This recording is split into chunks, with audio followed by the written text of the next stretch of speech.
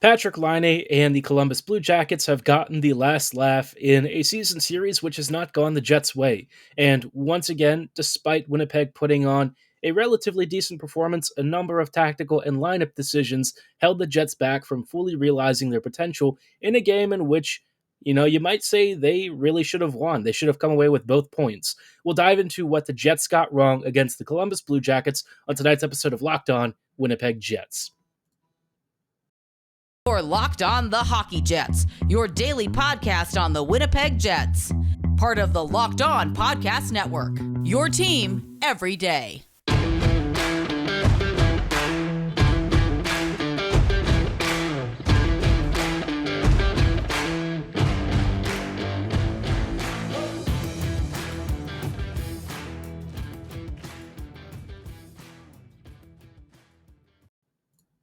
Hey friends, and welcome to tonight's episode of Locked On Winnipeg Jets, part of the Locked On Podcast Network, your team every day. I'm your host, Harrison Lee, an avid Winnipeg Jets fan and an online blogger. You can follow me on Twitter at HLLivingLoco and at LO_Winnipeg Jets. As always, thanks for making Locked On Jets your first listen of the day every day.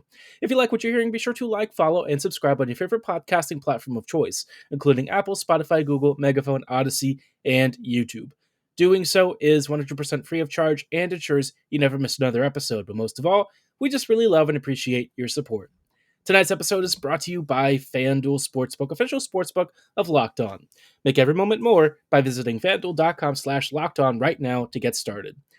Like I said at the top of the episode, tonight's focus is going to be on Winnipeg versus Columbus, but I kind of want to go into some bigger storylines that we're seeing with this Jets team over the past month or two. I think this game is a good encapsulation of maybe some questionable tactical decisions and lineup adjustments that the coaching staff has gone with, and this game kind of feels like the culmination of a lot of it. Now, it's not the worst game the Jets have ever played. Don't make that mistake.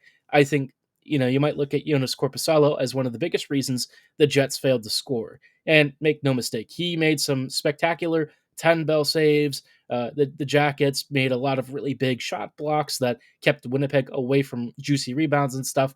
But ultimately, right, I think the biggest takeaway is that the Jets just kind of got in their own way. And I think Bonus in particular really should kind of look at this game and wonder, am I really approaching deployments and stuff in the most effective way? Because you look at this Jets team versus the Jackets, right? Columbus is last in the league.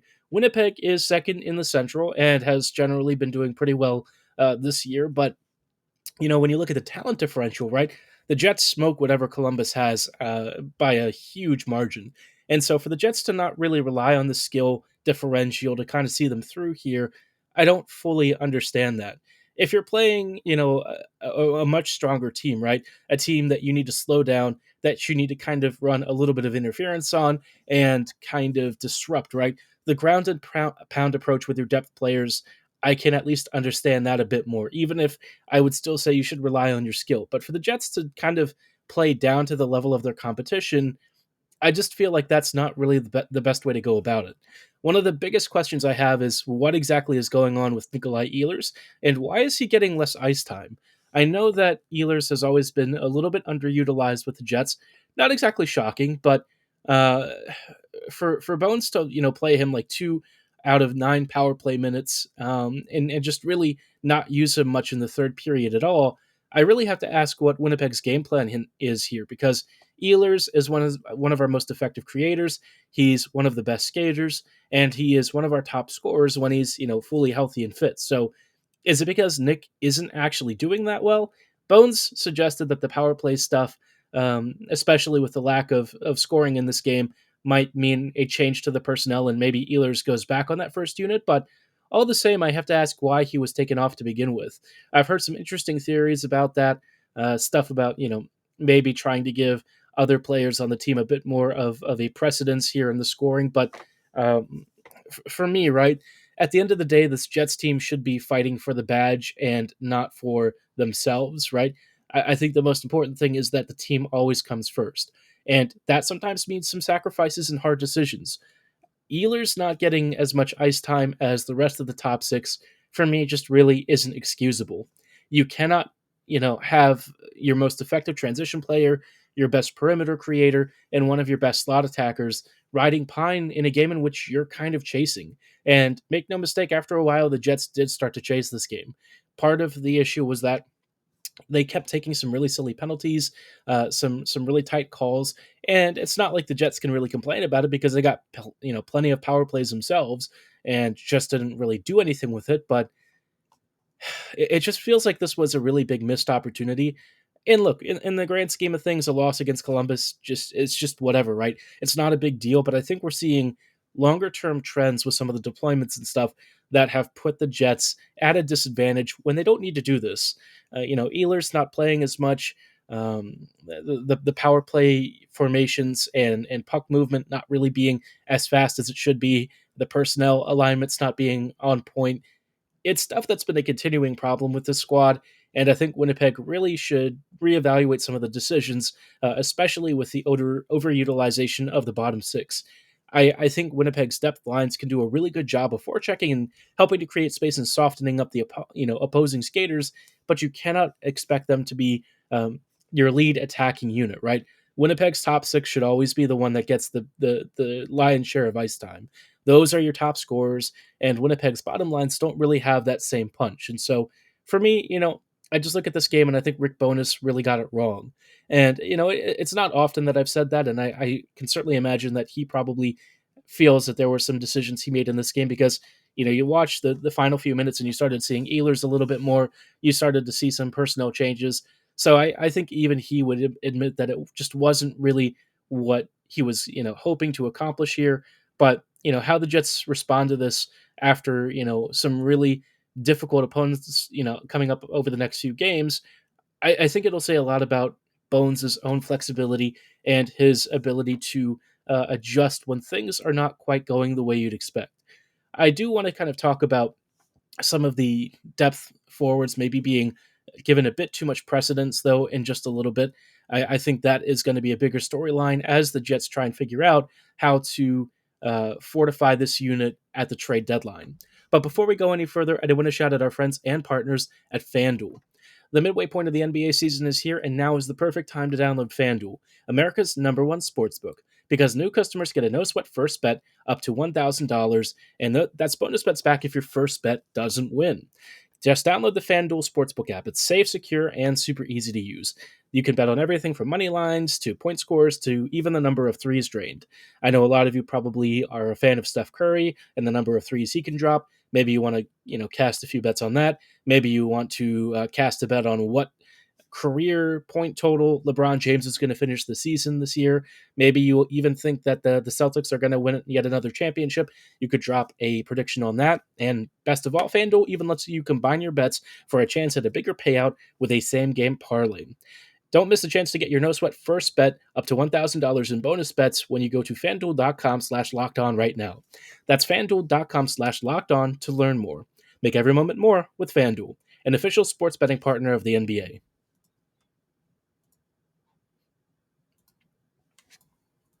Hello, friends, and welcome back to this episode of Locked On Winnipeg Jets. Thank you for making Locked On Jets your first listen of the day. And, of course, we are just sort of diving into Winnipeg versus Columbus, a game in which I think the Jets and the coaching staff just weren't really on the same page and kind of got the assignment wrong. I said at the start that the Jets kind of, aside from getting goal lead or whatever, they just made life much harder on themselves than they needed to. And I think the lineup decisions and the deployments really reflect that.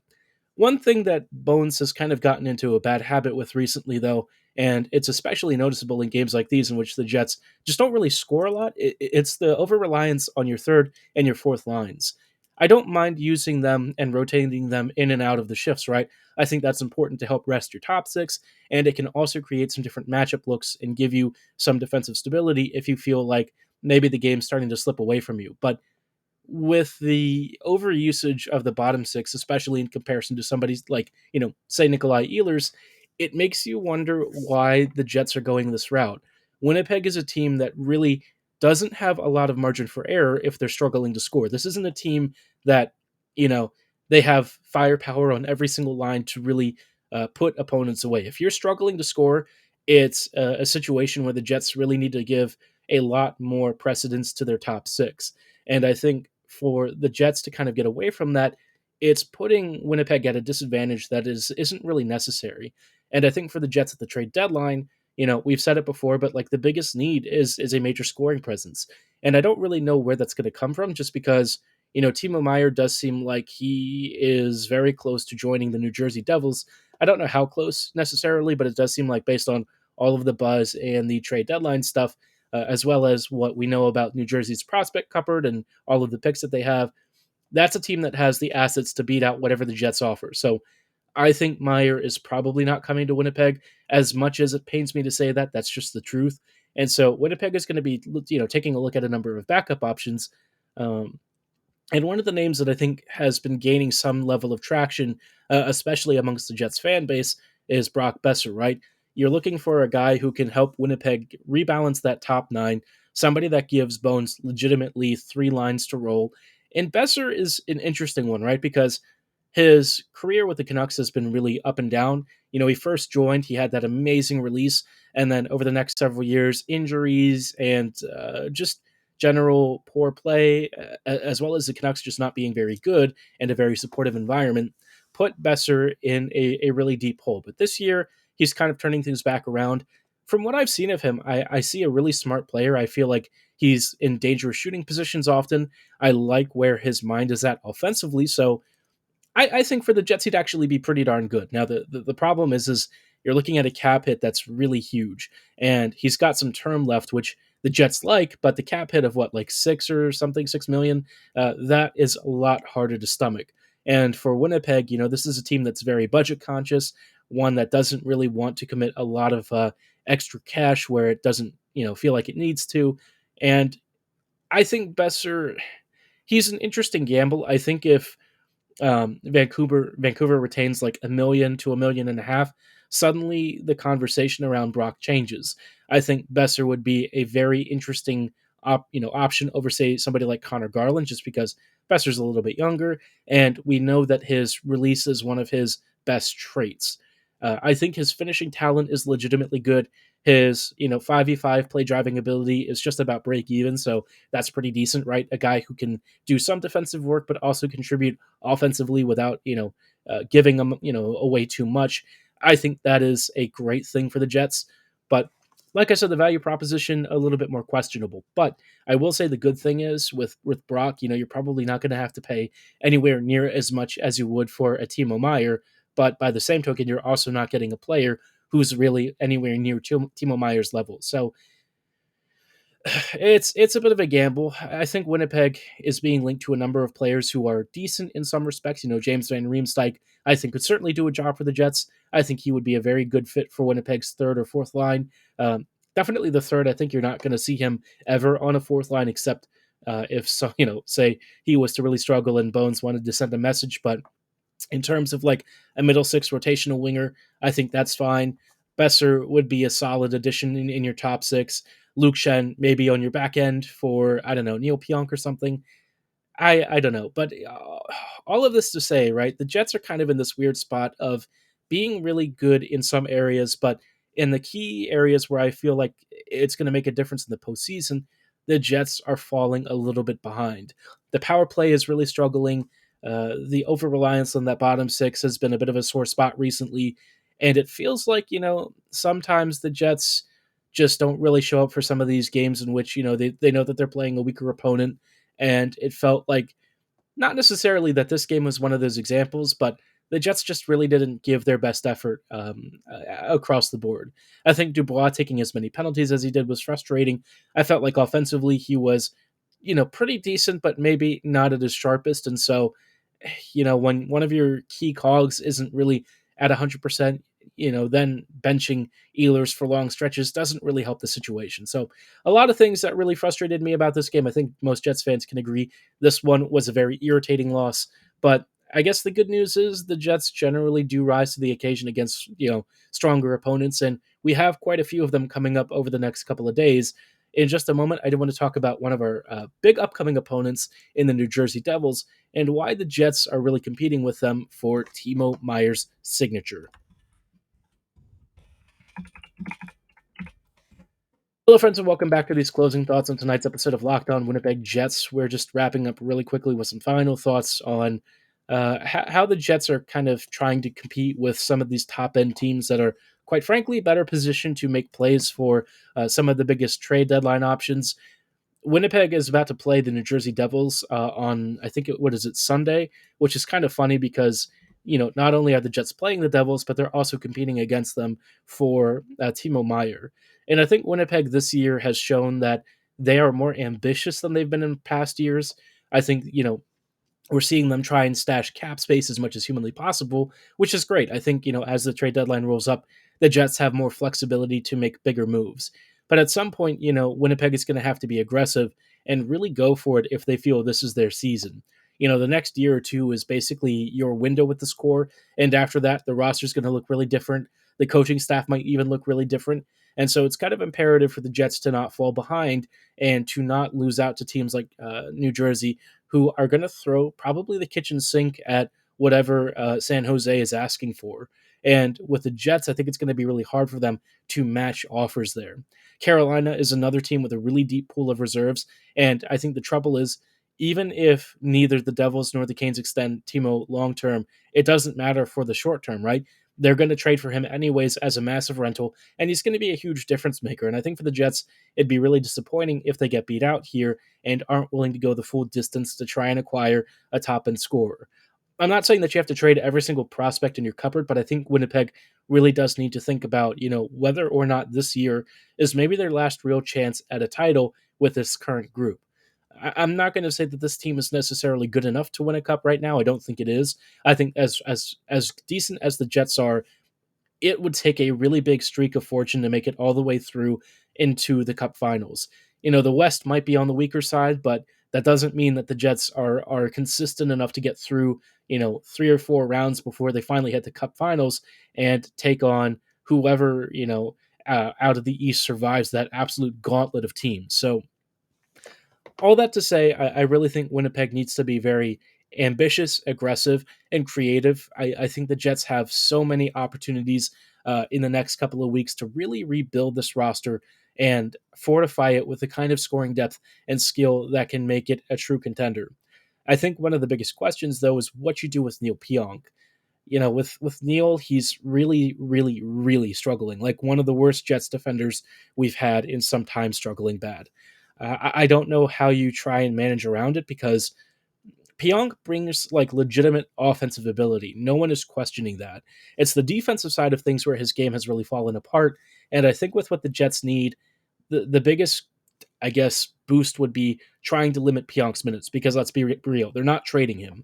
I highly doubt that would happen unless they get to the offseason and want a clear salary. But I think they really like Neal, and I think the team likes him. I think the players like him. I just don't really see a scenario in which he really, really does get traded.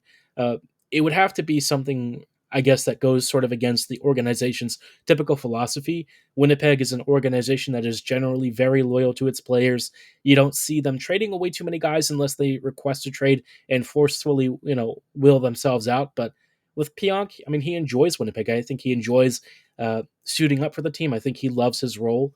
And for the Jets, I think they enjoy having him. So with that in mind, when you bring in Shen, right, or another right-handed defender, the main thing is to try and figure out a way to reduce Pionk's ice time and get him a role that's more suitable. I think if you're asking him to do like second pairing plus minutes, you're going to be disappointed with the results. But you know, third pairing minutes, it's going to be really hard to justify because of his contract and how much he's being paid.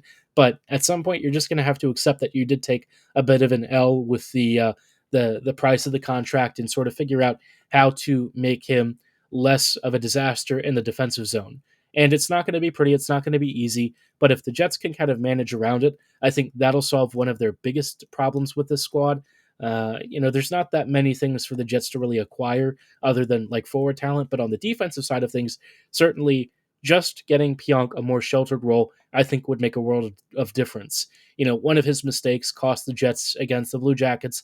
It's been a recurring theme over the past several months. And, as much as Winnipeg probably doesn't want to admit it, Neal's just not really bringing the sort of value that he needs to. And it's really a shame because, like I've said, he's always been really accountable. He's a very likable player. He's an on ice and locker room leader. So for him to struggle, it sucks to see. You always want him to really do well, and it's not been that kind of a season. But I'd be curious to know how you feel about Pionk. Let me know what you think they'll do with him. Maybe you see the Jets trying to trade him. Let me know what you would think a trade package would even look like in the YouTube comments below or at my social medias at HLLivingLoco and at LO_Winnipeg Jets. For tonight's episode, though, that is going to be all the time that we have. Thanks so much for making Locked On Jets your first listen of the day every day. Be sure to like, follow, and subscribe again on your favorite podcasting platform of choice. But again, for tonight's episode, that's all the time that we have. We'll see you back here tomorrow. So have a great night and go Jets go.